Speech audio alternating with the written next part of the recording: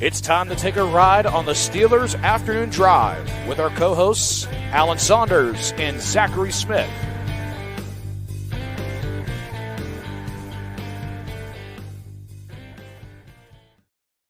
Welcome back to another Steelers Afternoon Drive. I'm Zachary Smith. That is Alan Saunders. And boy, does this feel weird. It's a Friday. We got DB here, and we're not talking about a game. Season's over, DB. It's the offseason. I mentioned last week, I'd hoped that wouldn't be our last preview episode, but alas, we were correct and Alan was not.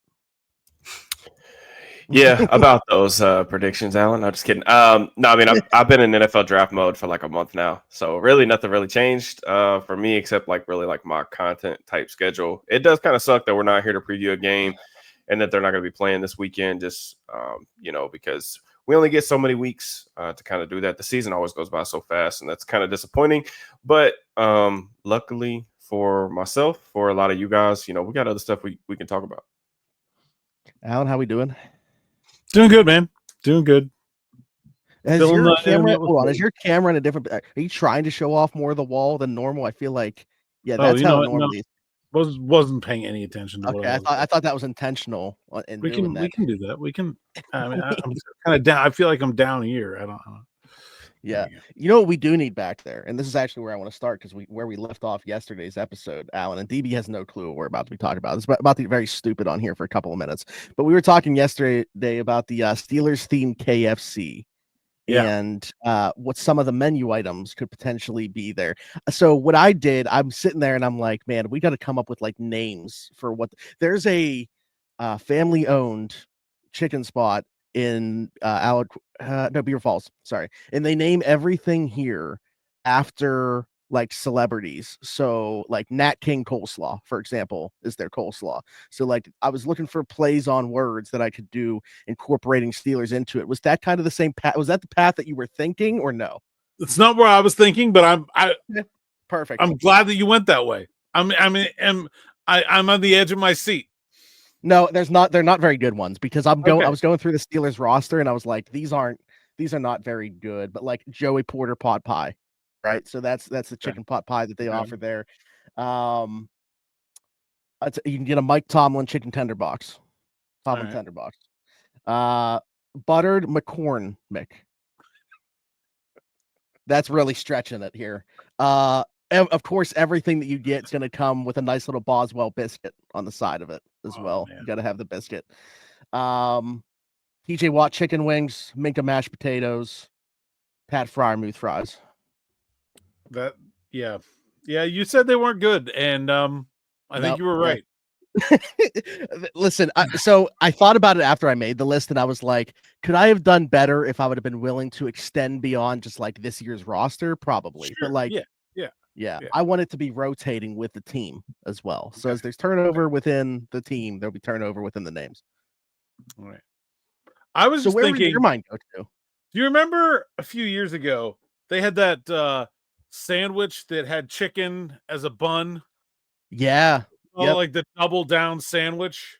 Okay. I think we need to make a Permane sandwich with chicken as the bun. And that would be our signature Steelers. Like instead of some Italian bread, some fried chicken on either side of like a capicola egg and cheese, little red devil sauce. That's where my head was going. Okay, yeah, so two very different wavelengths here, which I love. We were able to do both. So I did see some of the comments talking about people, and actually I'll go through them here and see if I can find more that were. I do think the idea of a KFC in the stadium, like I'm in. Mm-hmm. I'm in on this. Like I'm taking that Tomlin tender box with me every single time before I sit down. We got the one and only patch that's in Acrisure Stadium is right behind my section. So, like, if we can get a KFC in there too, kind of right in that same spot, I'll be golden. I don't have to move. There you go. Anyways, DB, sorry, we haven't talked about football yet, and we're about 5 minutes into this thing. You didn't come here to talk with us about KFC. I must have missed a banger of an episode. I didn't hear about any of this stuff, so I'm kind of. You're just thinking. You're just thinking as long as it's not Raising Cane's that we're talking about, KFC. Yeah. Okay, so as noted Raising Cane's hater, we need your thoughts on KFC here.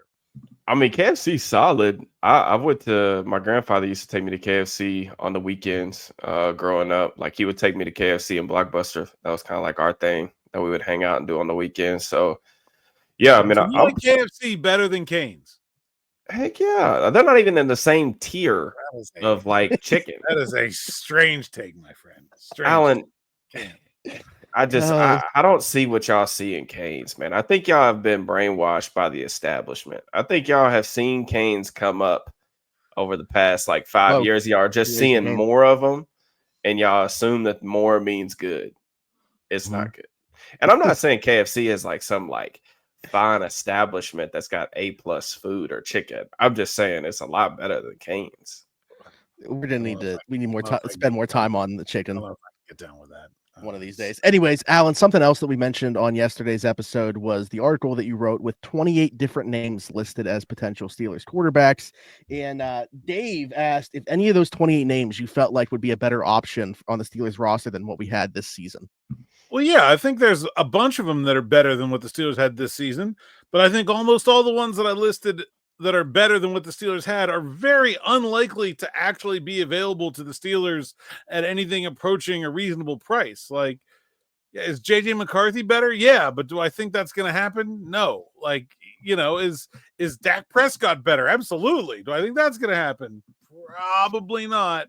It's all either like long shot hopes or people that I don't actually think will be upgrades. There's literally no one out there that I think you can just grab off the shelf with an obvious, easy to make move and say, here's your quarterback upgrade for 2025. Derek, I want your take on the quarterback position in general, because I put out a take and I expected you to get a lot more flack for it than from what I saw. Maybe I was just, diving and dodging around the comments that had flack. But I put out a take that actually on here and posted it on Twitter that I wouldn't mind seeing the Steelers just like kind of moneyball this position, at least for 1 year. Literally give me the cheapest possible quarterback position, spend everywhere else, and set up the next guy, get aggressive in 26, and set up that guy for the best possible situation around him. What is your take on that? What is your take on the status of the QB room in general? So my take on that, didn't we just see that? Isn't that what they did this past year?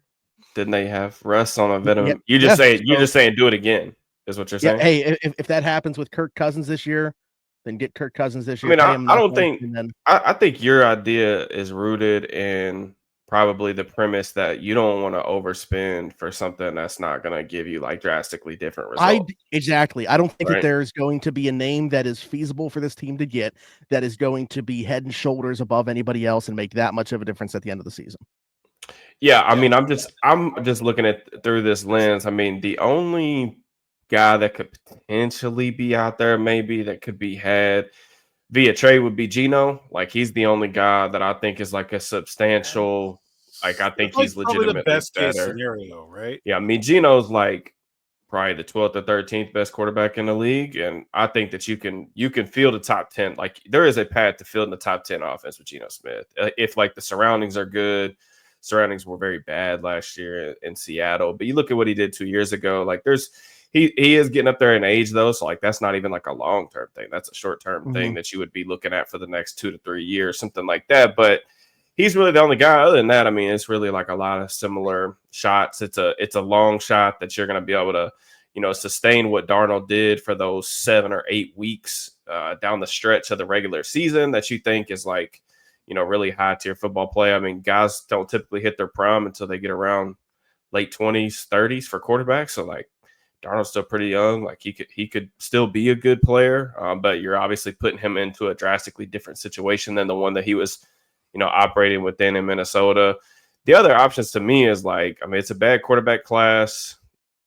I just don't know. I don't, like Alan said, I don't know if there's actually a situation out there that's going to bring meaningfully different results at that position. And that's like kind of one of the things I question, like going into the offseason is like, what is the path out of this? Like, they've been stuck in like NFL purgatory.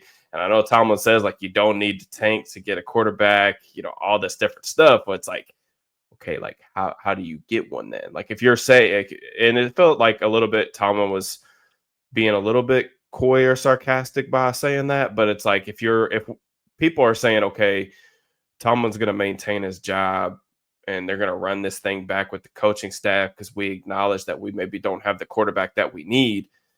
Well, what's the plan to get the quarterback? That's just my question. I don't think they have one, to be honest.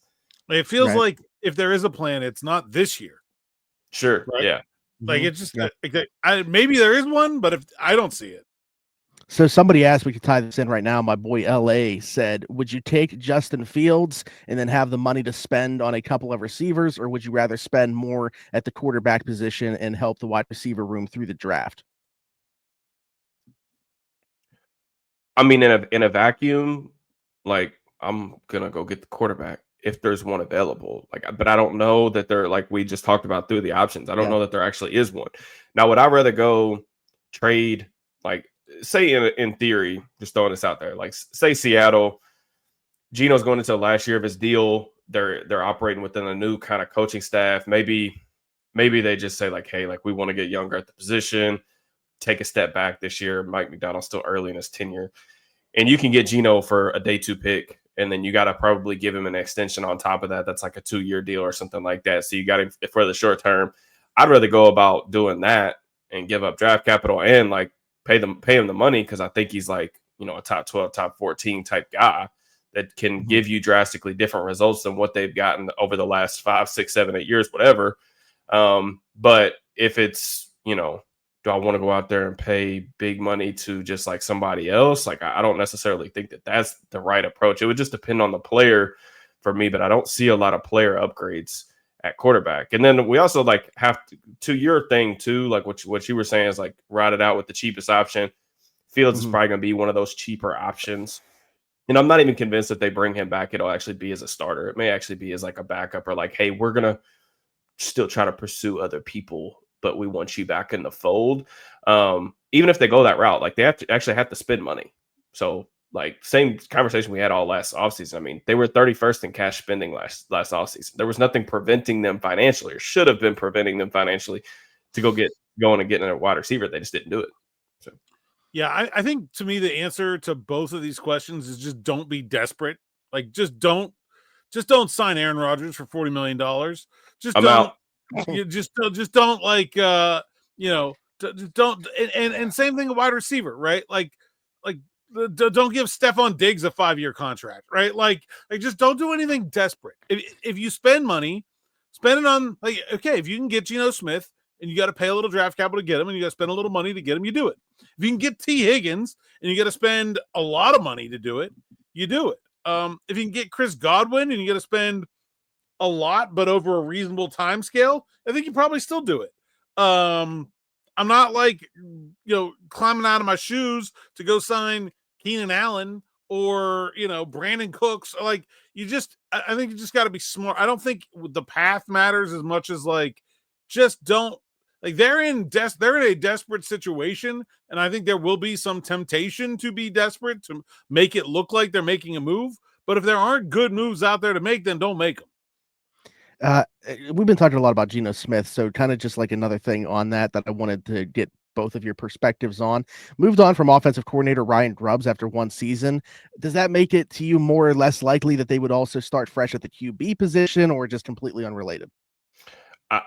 Personally, I think the Grubb firing is just a signal that they realized like things weren't working, and that they think they have better talent on the roster than he was able to kind of unlock. The problem with Grubb, and I'm not going to get too deep into like the scheme or X's and O's, because I watched pretty much every throw Geno had last year.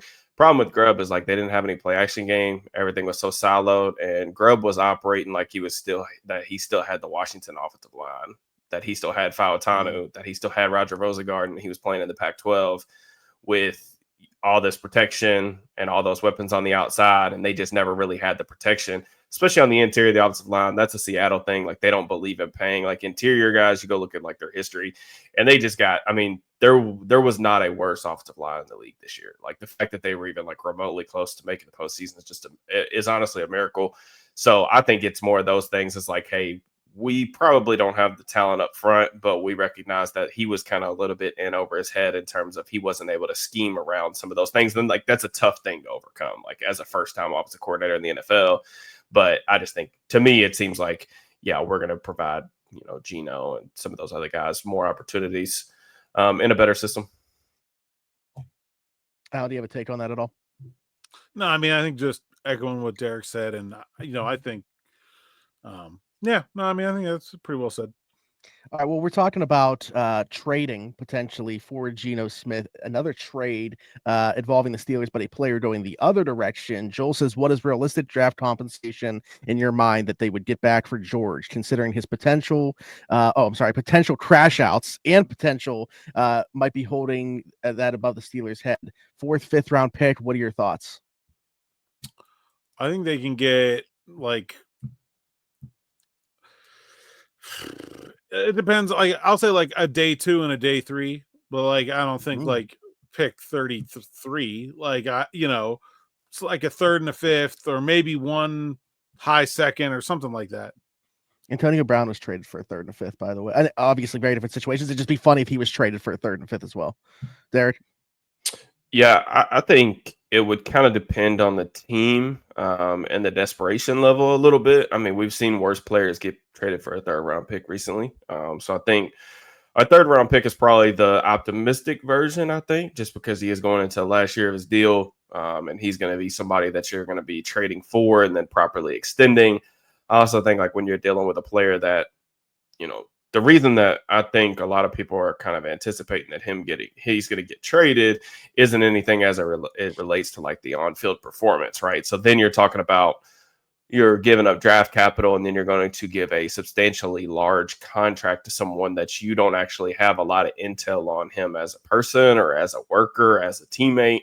I think that kind of is where it gets a little bit sketchy. And could a team end up saying like, hey, we're going to give our 3rd round pick, we're going to let him play out the final year of his deal, and then if it goes good, then we'll make sure to keep him before he hits free agency or something like that. Or I don't know. I think the 3rd round pick is probably realistic, especially like in a year like this where the wide receiver draft class isn't what it's been. I mean, it's not one of the stronger classes in recent years, and also like you look at free agency, especially if something happens to where T. Higgins gets tagged again, or they work something out before free agency or at the dawn of free agency, like there's really not a ton of options. There's definitely no one on the market that's, close to George's talent. So if you get one of these playoff teams or something like that falls short in the next couple of weeks and they say like, we got to go, like, we think that that's the last piece, we're willing to take a risk, roll the dice on this type of player and this type of like personality, then I could see that. But yeah, I think a 3rd probably makes Well, if sense. T doesn't hit the market, you're talking about the 2 best receivers hitting the market are probably coming off season-ending knee injuries, right? Stephon Diggs and Chris Godwin. So, yeah, I mean, maybe the trade route would be the one to look into.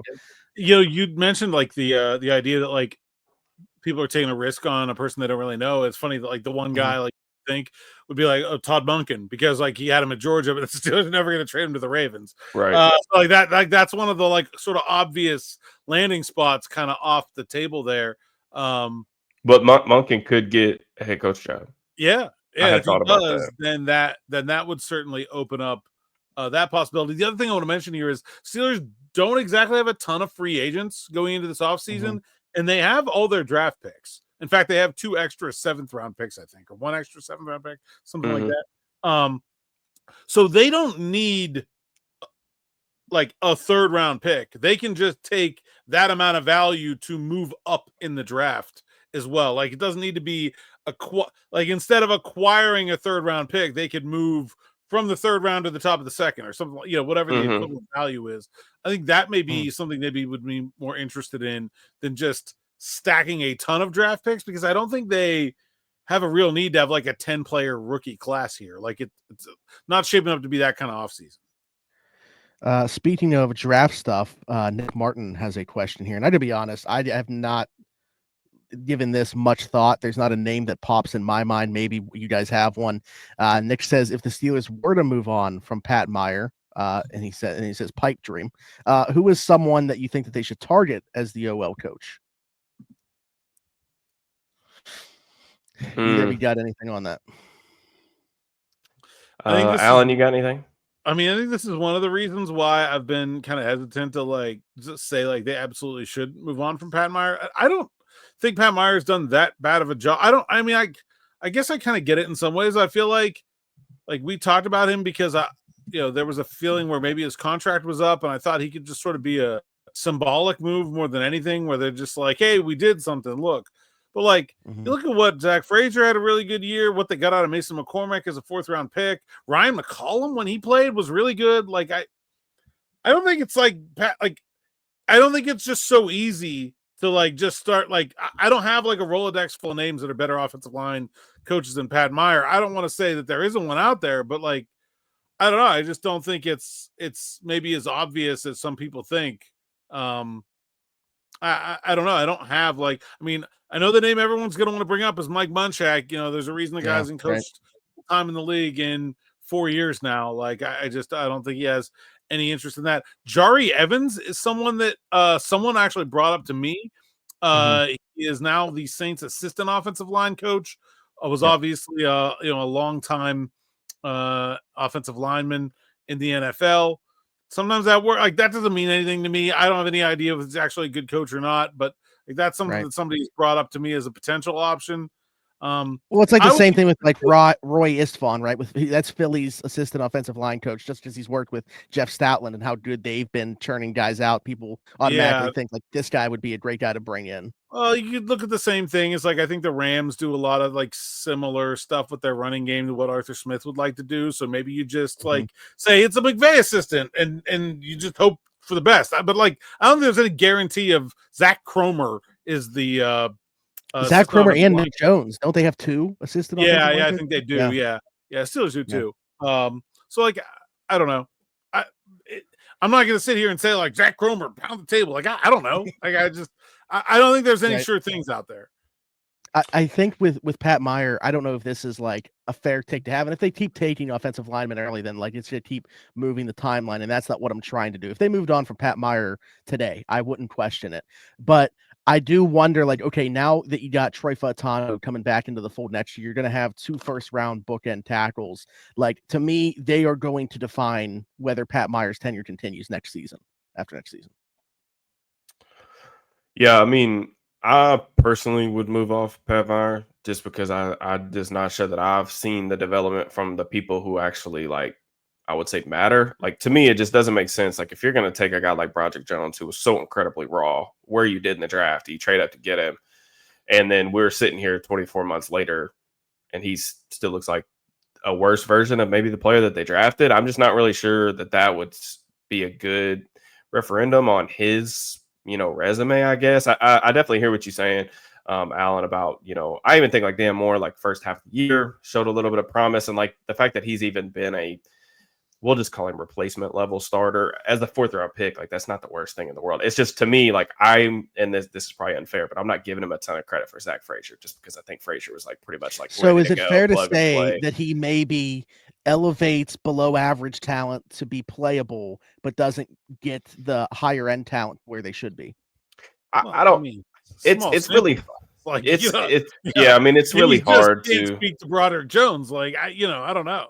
Yeah, and it's really hard too because like I do think sometimes like we talk about development as if like it's a coaches only thing. Like developing for players in the NFL, like the NFL is not largely a developmental league. Like development in the NFL really transpires when players go into the offseason and work on their own games and are able to carry that over to live action reps.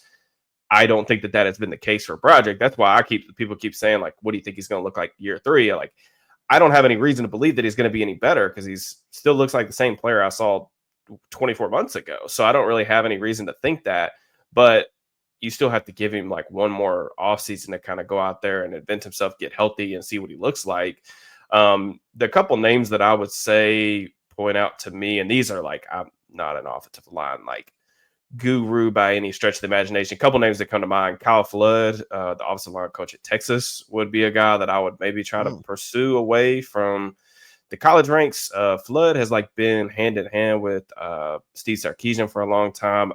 One of the only reasons I know his name is because I've taken a half dozen offensive line clinics from him, and I think the way he teaches it is very detailed, but easily understood. Another guy that I would point out is Keith Carter. He was the Titans offensive line coach when Arthur Smith was in Tennessee, and they had Derrick Henry and those really good running games. So Carter was on, I think, the Jets staff this year, and obviously they completely started over. So I mean, there could be something there. I just think the only other thing that I'll say is like, the Steelers are gonna try to run the ball again. Like that's if you're bringing Arthur Smith back, that's what he wants to do philosophically. That's what Mike Tomlin wants to do philosophically. If you're gonna run this much like outside zone, some people will describe like that kind of rushing concept or that style, that ideology as like something you really need to like specialize in. It's not something you could dip your toes in. So I think having an offensive line coach that comes from that world would really be helpful to kind of be a good marriage for like what Arthur Smith wants to run on offense, where I don't really see that on Pat Mayer. And like the other thing about aside from the developmental standpoint is like, if you actually go watch the Steelers offensive line on film, the amount of just blatant missed assignments that they have on a weekly basis, where it's like, we don't know who we're sliding the protection to. We don't know who is going to who in the run game. Even in the wild card game, they've got a play where both tackles are pulling, and like surely that's not a play call thing. That is a guys not being locked in thing. But to me, that does go back to coaching to some degree because they are repeatedly allowing it to happen. So not to say I don't think like Pat Mayer I don't think he's a bad dude or anything like that. It's just I would personally like want to get some sort of fresh eyes over the offense, especially if the run game is going to be like really what you're rooted in. I got a name I want to throw by you here. And Smitty and I were talking as we got to the Ravens game about the Ravens hiring Chuck Smith and how they've really done a nice job of elevating some pass rushers with some talent, some second-round picks in there, but they don't really have a star on that team to lead the NFL in sacks.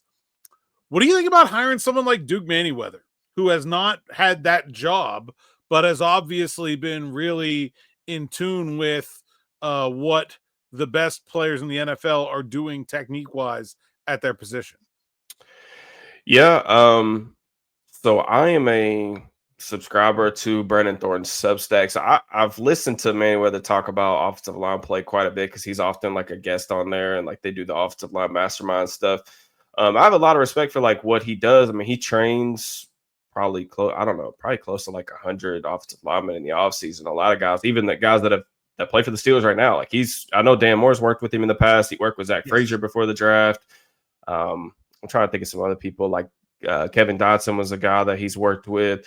So off name recognition alone, like I think that would probably make sense. The one thing that I would say is like, I think he does something for the Cowboys. I want to say it's like consulting maybe, or like maybe it's like a off the record type thing, but he's based in like Frisco and lives in Texas. And I think that, he works with a lot of their guys, Tyler Guyton.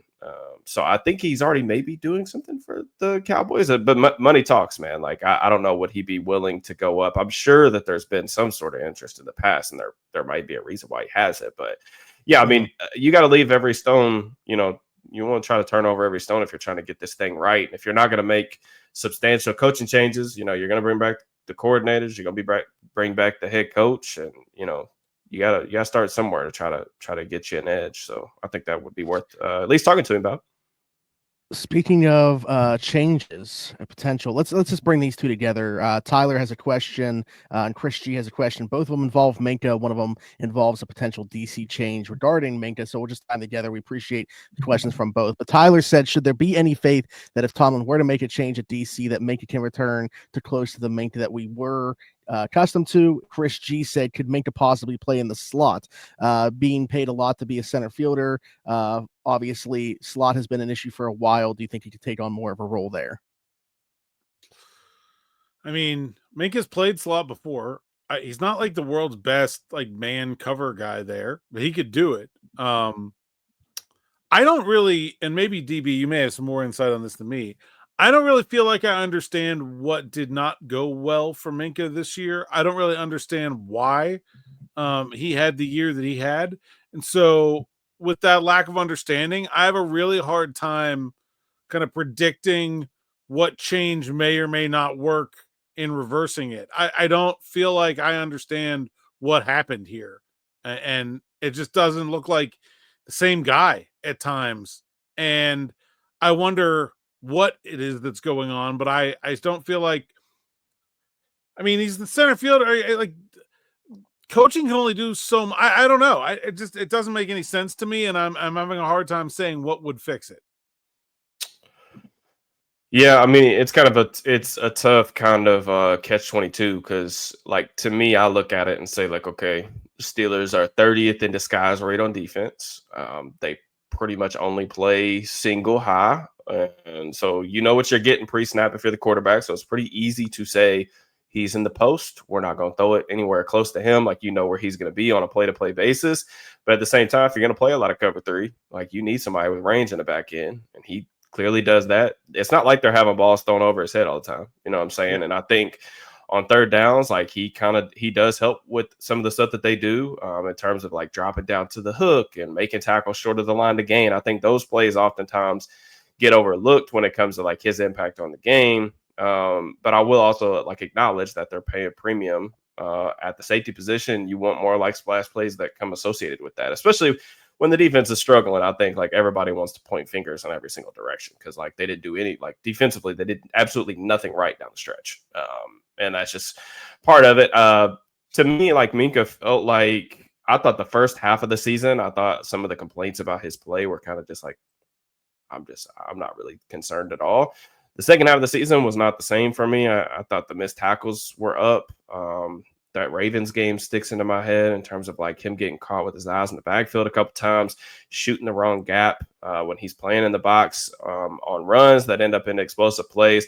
Very uncharacteristic type things. And, like, the same with the secondary in general. Like, he's the guy back there, like, doing all the communicating, the signals, things like that. And for them being just truly incapable of, like, passing off bunches, motion, anything like that was just really surprising to me. It's not the thing that I thought would be kind of the death knell to this defense. So is there still a really good player in there? 1,000%. What would be the best role to get that out of him? I'm not really sure. I don't think a full-time slot position role is the place where Minkah is going to be at his best. I would like to see a defense that's a little more, like, shape shifty, a little bit less predictable, because then you couldn't just write him off in terms of, like, tendency wise, you know where he's going to be, you can avoid him. But I mean, assuming, like, I think he's going to be brought back, and I don't know what to do. And that was kind of like my thought process, like, writing this week for the site, is like bringing in somebody who can get complete control over the defense, like new eyes over the thing. Because, like, you can't look up and down that depth chart. Like, we acknowledge that they got issues, right? Like, they need another outside corner. The slot position has been a complete travesty in recent years. But, like, dude, there's way too much talent for this to be, like, an above average to just solid defense. Like, you just can't, especially with the way that the Steelers are, like, operating top down organizationally. Like, this needed to be a dominant unit. There was more than enough talent there to be, like, a top 5 unit, and they weren't even close. So. Yeah, according to PFF, which we all know is always accurate, never wrong. Yeah, we love one missed tackle. Voice. One missed tackle before the bye, 10 after for Minka Fitzpatrick. I mean, that pretty much tells the story. So, goodness gracious. DB, I don't know if you can fit into this. Before we get out of this, though, I wanted to read a couple comments that we just appreciate from the viewers on YouTube. Devin Harris said, it's been great to know that I've been watching you guys for over a year now, and it's still my favorite podcast. Your voices even soothe my newborns crying. That's my favorite part of this. I don't know if DB's voice falls into that category as well when we have him here on Fridays, but hopefully. I don't know what kind of newborn is soothed by these voices, but, like, more power to you, man. As a parent, I know whatever, it doesn't matter if it sounds stupid, whatever works. Like, just whatever is required for soothing, seek it. So glad to help. Yeah. I mean, that's awesome to hear. Any feedback, I'm sure, like, you guys feel the same way. Any feedback's always appreciated, especially on the internet where it's tough out there sometimes. You putting out content. How our voices do for Nolan and for Lauren? Nolan? I don't know that me and Nolan were, like, binge watching Steelers afternoon drive too much. Yeah. Nolan, maybe next week. He's probably more used to just, like, looking at my laptop without sound. Because the majority of the time that I'm actually it's just usually there's not sound. I'm usually just watching, like, film. Oh. So there's no sound to it. So he'll sit there and, like, grind grind that out. Of course, like now that he's like walking and running and stuff, he's not as. I want to know what he wants to do at an offensive line coach. I wonder if he's I'll have to ask him, man. Like I don't know. He's smart. Alan kid. threw out Duke Manyweather. He might just want Brandon Thorne. Let's just shoot for the stars. Just grab him. Yeah. No, that's awesome to hear, though. I mean, it's going to be. I think that what makes your all's like podcast unique is that it's less. Of course, you got to cover the news, and I think that's a portion of the job that some people like gloss over. Like you have to cover the headliney type stuff, but you all do a good job of like balancing out, like what's clickbait and what actually needs to be talked, and then bring in like unique perspectives to those conversations. And I don't think personally that everybody does that on a consistent I thought basis. you were going to say how funny and handsome we both were. No, I mean, y'all are both ugly. Y'all are both ugly. Like, let me be very clear. If we're judging podcasts on looks, I don't think any of us are bringing a ton to the table. I got to be honest. The viewership's been pretty consistent. I've seen the audio continue to grow from the start. Yeah. The video, it's been pretty consistent with the video numbers. So, and then the last thing, Alan, I always ask where the people can find you. Steven already knows where to find you. Steven 116 says, so I did a thing, subscribe to SN Plus so Alan could get paid. There you go. That's what you got to do. Love it. Love it. Me and DB. Both of us can get paid. There you go. Well, DB, you know what I'm going to ask you? If you can unmute your mic, you can tell the people where they can find you. Yeah, at Steelers_DB on Twitter and YouTube. You can find all my written work at SteelersNow.com. And Alan? Saunders_PGH on all the social medias that have not been banned. PGH Steelers Now is the site's account, SteelersNow.com. Thank you, Steven, and the rest of you who've gone there to read the word so I can get paid. Use promo code Allen10 to get 10% off. Ad-free, plus all the best stuff from me and DB and the rest of the team. And like, subscribe, hit that bell for notifications here on the YouTube channel. I think we got another like 10 or 15 more subs. Creeping up. We're getting there. We're getting the 15,000. Yeah. Also, Steve, I need your next comment to be how you feel about the ad-free viewing experience. That's what just how different it is right now. It's so much better. Yeah. It's so much better. There we go. Leave us a 5-star review and subscribe. If you are listening somewhere else, Apple, Spotify, wherever you get your podcast from, you will find us there. Just search Steelers Afternoon Drive. Do the same thing on, well, you know what? You got 2 more days, I guess, on TikTok to find us over there, but probably pointless at this point. And you'll find me everywhere, Zachary Smith, PGH. For Alan Saunders, Derrick Bell, and myself, thanks for jumping in and taking another ride on the Steelers Afternoon Drive.